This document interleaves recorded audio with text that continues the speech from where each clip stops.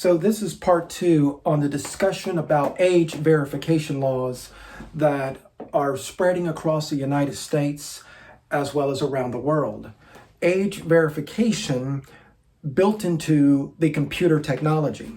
The computers you buy at Best Buy, Target, Walmart, those computers you order online through Amazon or other places where you might buy a computer, there are laws that are going into effect that will require anyone under the age of 18 to say what their age is, and in some cases, prove what their age is. And the issue that many have with these laws, the first of which that we know of was passed in California last year on October the 13th, 2025, California passed a law, AB 1043, that requires companies like Apple, Microsoft, Google, who produces Android, Samsung, and others to ask you what your age is. And many are concerned that that is a gateway to them later on asking you for your driver's license and other means of identifying who you exactly are on a computer. And so that's the concern that's out there.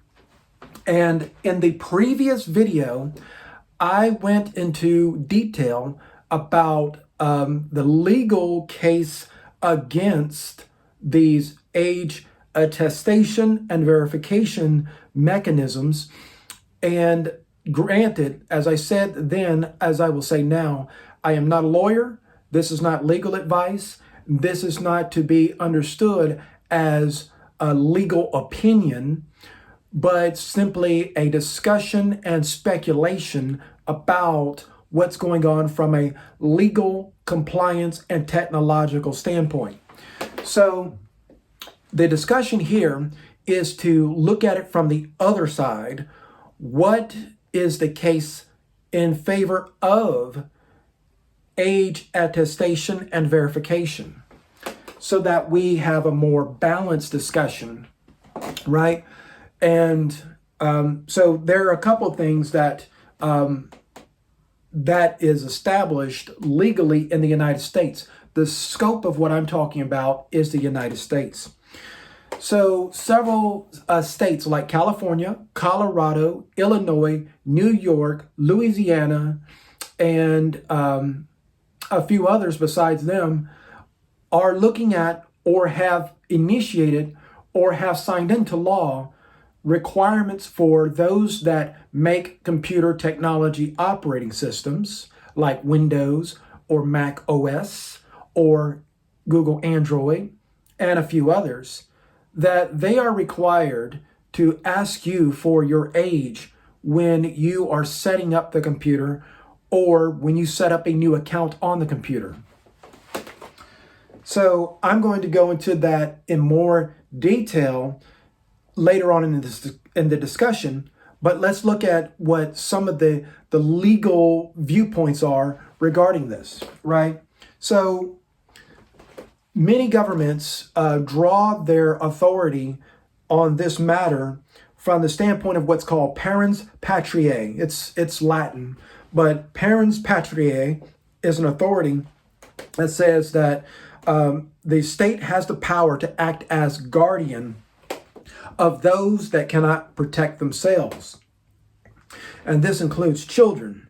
This authority is recognized at both the state and federal levels and has survived constitutional scrutiny in contexts ranging from compulsory education as far back as 1972 to child labor regulation, right, as far back as 1941 in the United States versus Darby, right, to broadcast indecency, what you can watch on TV, the FCC versus Pacifica Foundation in 1978. So proponents or those in favor of the government's ability to enact laws to protect children say that the state's interest in shielding children from material that is harmful to their mental and emotional development is not only an obligation, but it is at the foundation of society. So that is the cornerstone to many of these age verification laws that lawyers and others would argue in favor of seeing them go forward, is that the government is in charge of children's welfare. So then in Ginsburg versus New York in 1968, the Supreme Court upheld a New York statute prohibiting the sale of material deemed harmful to minors, to persons under 17, even though the same material was protected speech for adults. So the court articulated a variable obscenity. So variable means that it can vary or it can be different, right, depending on the circumstances. So what is obscene for children may not be obscene for adults, right? So it's varied. It depends on the situation. So variable obscenity. It's a standard under which the state may define a class of material that, while not obscene for adults, is nonetheless inappropriate for children.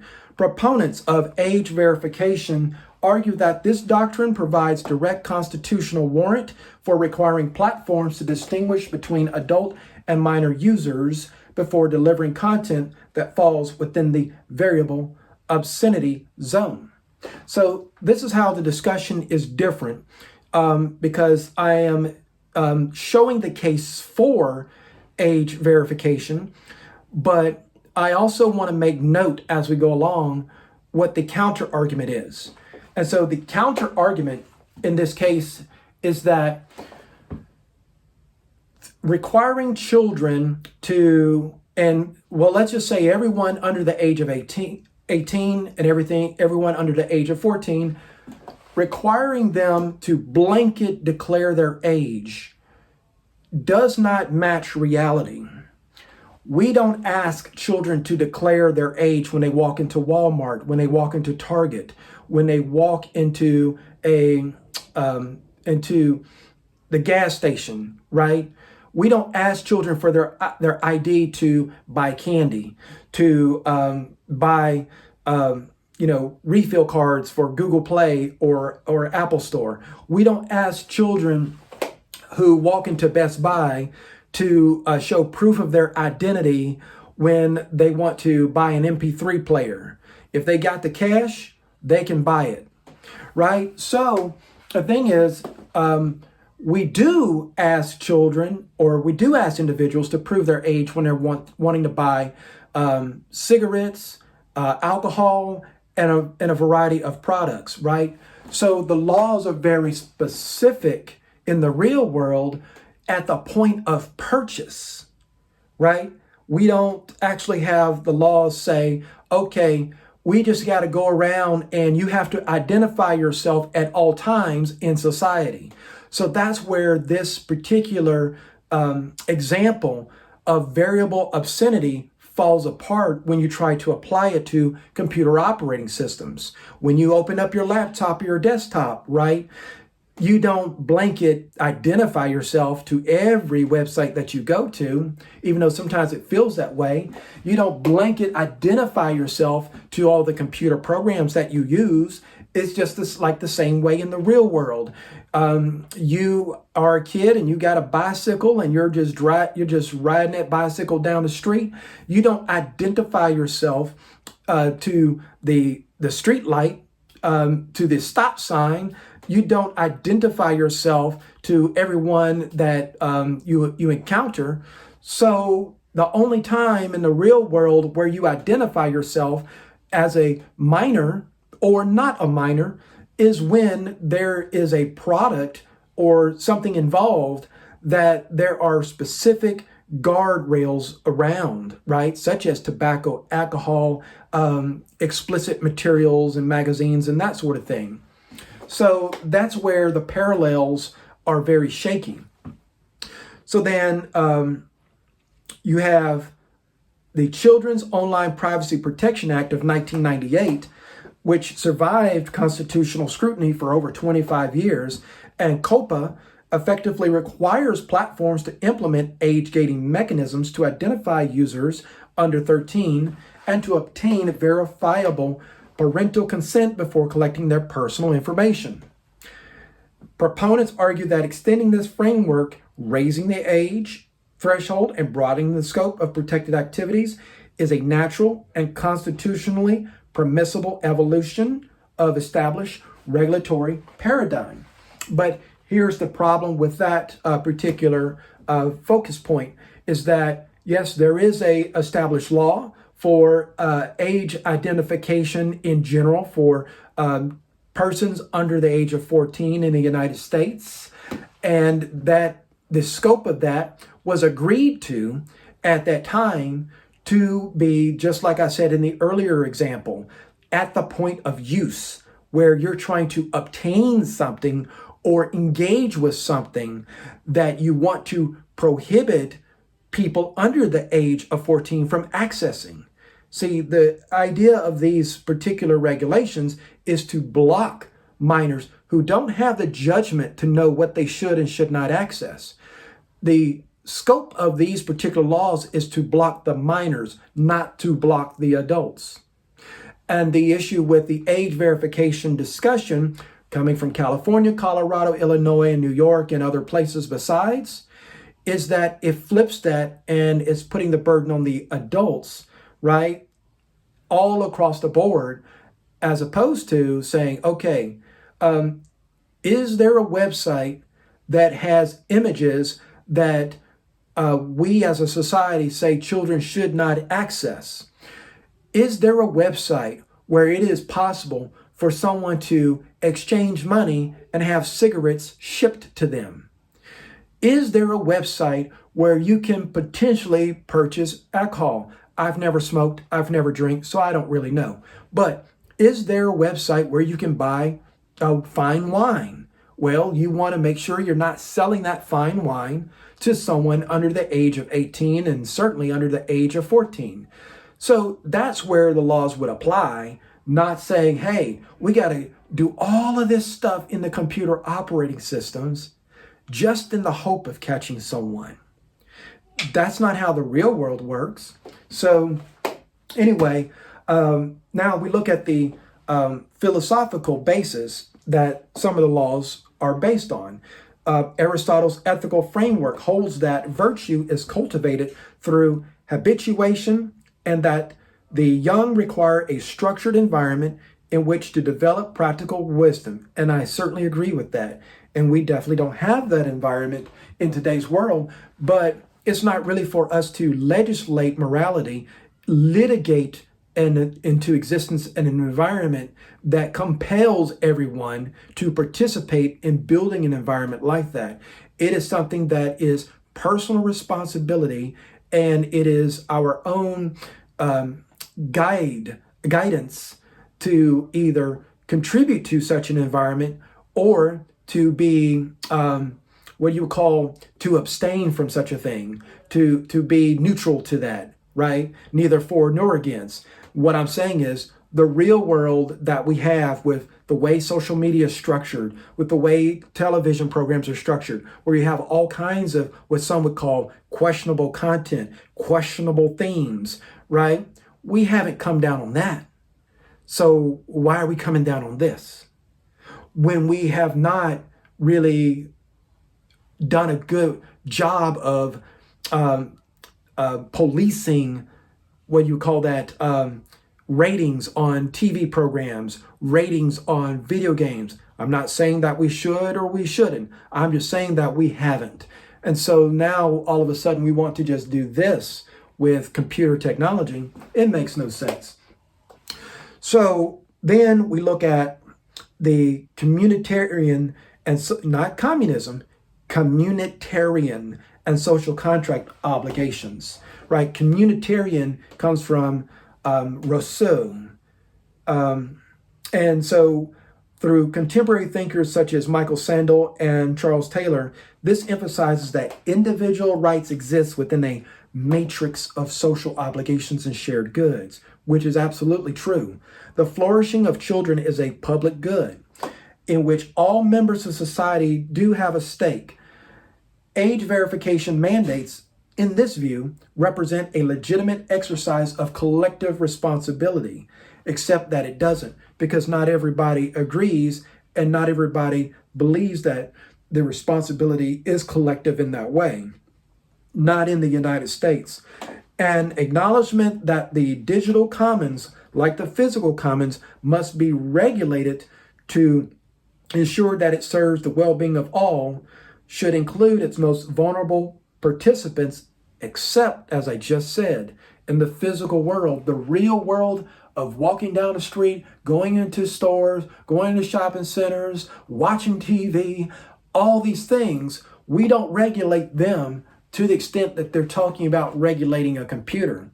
And I will even make the argument that there is far more of what you would call indecent influence in this real world of physicality than you will ever see in this digital space that we call the computer itself and the internet.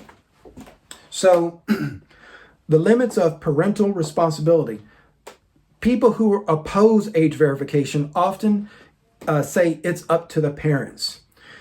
And a less restrictive alternative, as I was talking about in the previous video, should be in place. Proponents respond that this argument fails. So those who are in favor of age verification says that it's not about alternatives, right? It's about it's about having the right mechanisms in place to lock it down from the get-go. The design of modern digital platforms, including algorithms, infinite scrolling, doom scrolling, as some would say, notifications, and social pressure is engineered to override parental controls and individual self-regulation. It is specifically engineered to override the will of parents, as well as a person's ability to self-regulate themselves. A single parent cannot out-engineer a billion-dollar engagement optimization system. Age verification, imperfect as it is, shifts the burden of gatekeeping from individual parents to the entities that design and profit from the systems creating the harm. And you really think that a law like age verification, attestation and verification, and later on digital IDs, you really think deep down in your heart that you're going to put these type of laws in place, and you're all of a sudden going to create conservative children with conservative values who have completely decent behaviors. They say, yes, sir, yes, ma'am, all the time. They open the doors if they're boys and that grew up to be men, and hold the doors open for ladies, or they're ladies that always do the most proper and polite thing. Do you really think these laws are going to truly roll back the clock to the 1950s, where people dressed a certain way, where it was all prim and proper and organized? You really think that? I have to ask some serious questions, right? If you really think that the laws will accomplish that, and it will not. And so what you're doing is you're creating other harms. You're creating other pain. You're creating other problems by pursuing this path. So the practical arguments, right? These are the arguments that some of those in a legal way would say these are the real world, down to the ground reasons why this is the time to do this. So those in favor of age verification and attestation, and I would say later on digital IDs and using your driver's license on your computer to identify yourself and so on and so forth, say that privacy objections to age verification, while valid 20 years ago, 30 years ago, when the computer systems were older and newer and less reliable as they are today, are increasingly addressable through emerging technologies. Privacy can be guaranteed through the emerging technologies. Zero knowledge proof systems like the blockchain. Decentralized identity frameworks. So identity doesn't exist in a central place. It can be verified all across the land, all across the world, right? So you don't necessarily have to run it through a single server or data center in Virginia, right? You got privacy preserving age verification protocols.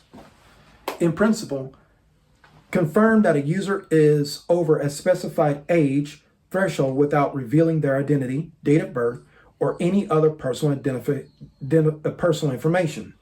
The W3C, the same organization that builds the standards for web browsers, for web pages, for online security, where, when you're on your online shopping and you look for that padlock, right? They're the ones that define those standards. Well, W3C has a verifiable credential standard, and the EU's EIDS 2.0 framework are cited as evidence that privacy respecting age verification is technically feasible, moving towards practical deployment.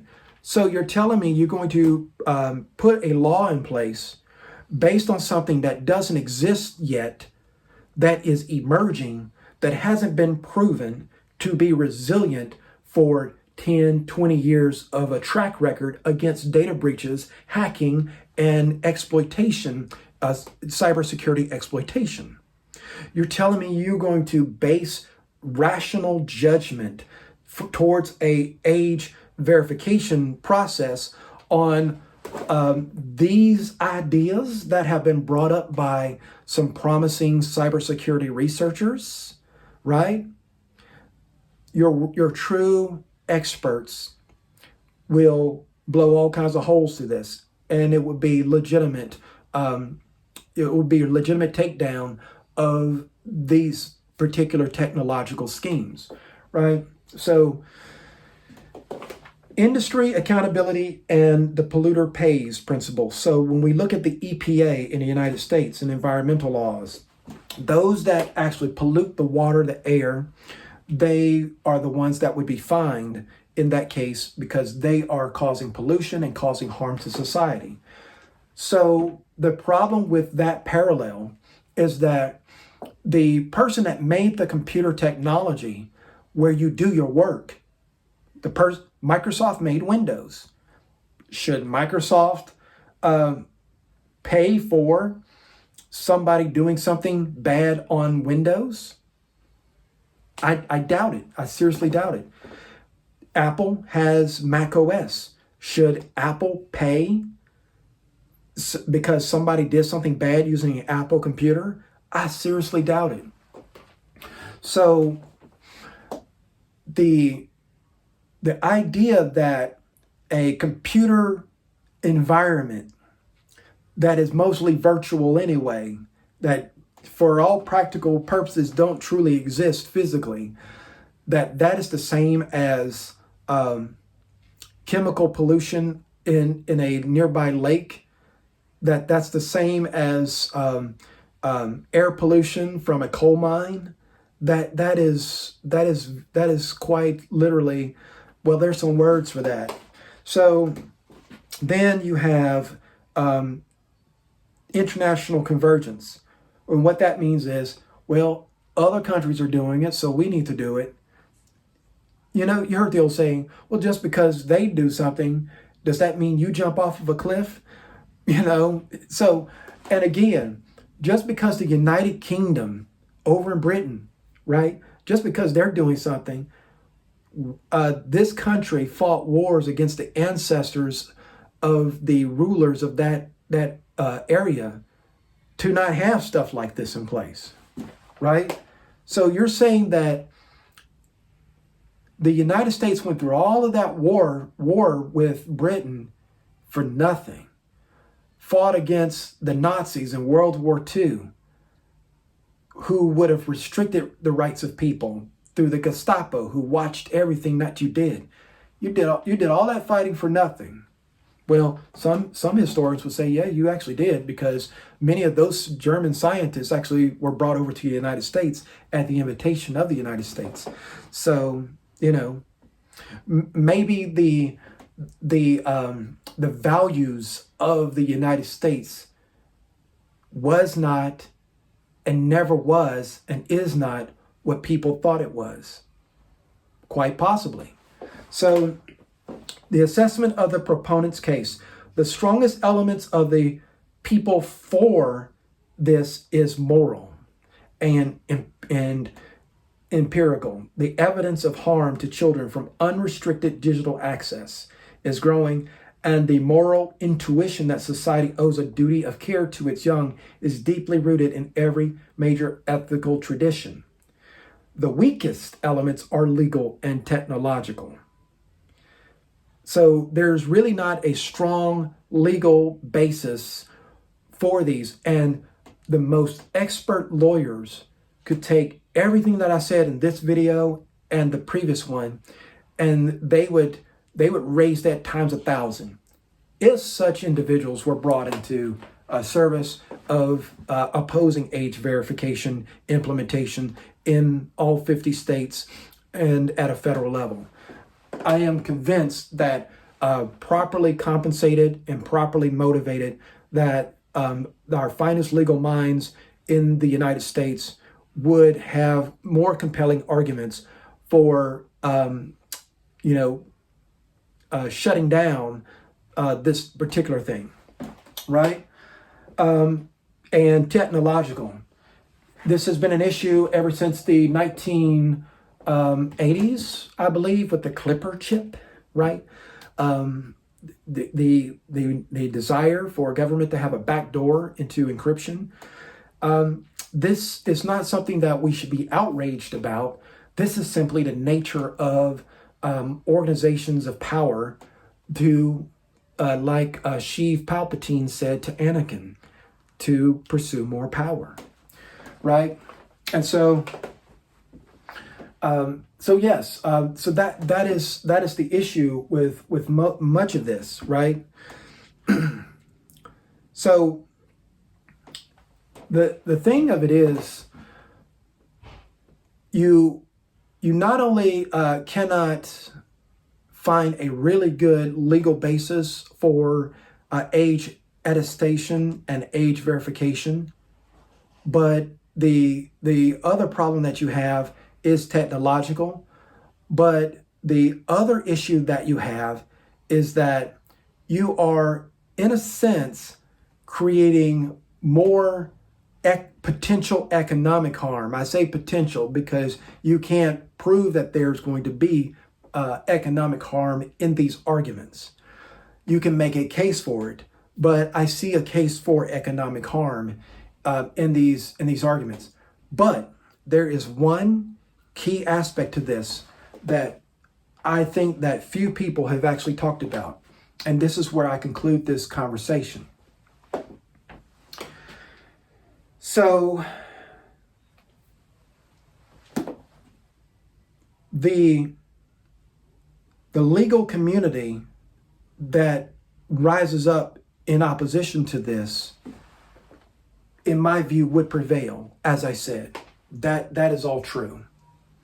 The technological mechanisms for trying to make a true age verification and attestation and later digital ID a legitimate reality would fall apart, as I would make the case, and others would make the case. But here's the issue. This could be a well-timed effort to say, okay, let's put these laws forward.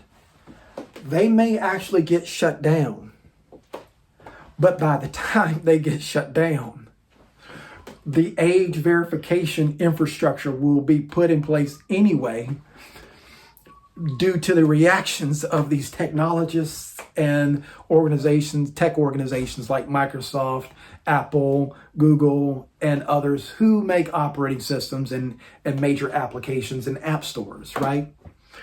So it's almost nefarious in a way when you look at it that way. It's like, yeah, we're going to not hold out hope that that legally age verification is a thing, but people will scramble so fast and so quick in order to comply out of fear, because fear is powerful, that they will bring about age verification anyway. And even if operating systems like Linux start down the road of compliance and then rolls it back if the laws get shut down,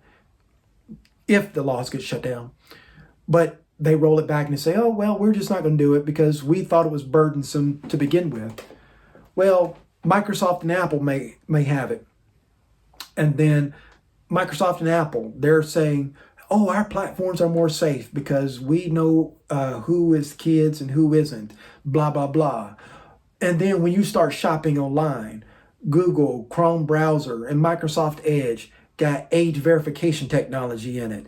And it's like, now you literally can't shop anonymously, right? You literally can't be online anonymously because age verification and personal identification becomes a de facto standard anyway because of the threat of legal implementation of these laws, right? Or the threat of enforcement, right? So that's the wild card in all of this, is that even if everybody's right who says that you should not have age verification technology and a legal situation that imposes age verification on software developers, engineers, technologists, and major and mid-sized tech companies and techies all across the land, that you end up in that world anyway. So that's something that really has to be thought through and thought about. And the earlier that this is resolved, the better, so that we all can move on to more important and pressing matters and not have this thing looming over us that, okay, will I be able to build and produce software as small, independent organizations and individuals, right? Will small businesses be unduly burdened? Will we be somehow legally compelled to drop all the alternatives to Microsoft and Apple and Google and just let those three determine what our technology is, right? Because they may not have any nefarious involvement in this, but whether they are for or against this benefits them either way. So at the expense of small businesses and independent software developers and the overall momentum of innovation that does not come from their laboratories, as I was talking about in the previous video, but that does come from individuals and smaller organizations and small businesses and smaller research institutions, right? So that is the food for thought. I hope everyone was well informed on this. I know I was when I looked more into this, and we just have to see how the future unfolds. But unlike last time, where I allowed something like this to freeze me in my tracks, I'm gonna keep going with what I'm doing, and just hope and have faith that the right situation will unfold and our worst fears do not come to pass. So this is a time for courage. This is a time to press on. This is a time to move forward with our objectives, and just do our part to support those that would advance the cause of not just freedom in the big sense, the big time freedom, but also the freedom in the small sense, the freedom to create, the freedom to innovate, and the freedom to be ourselves in accordance with the First Amendment, to express ourselves, not just through blogs that we write or articles that we write or videos that we post, right? But also through the code that we write. So until then, which will probably be very soon, on my next topic, I'm going to talk about some AI stuff. I will see you on the next one.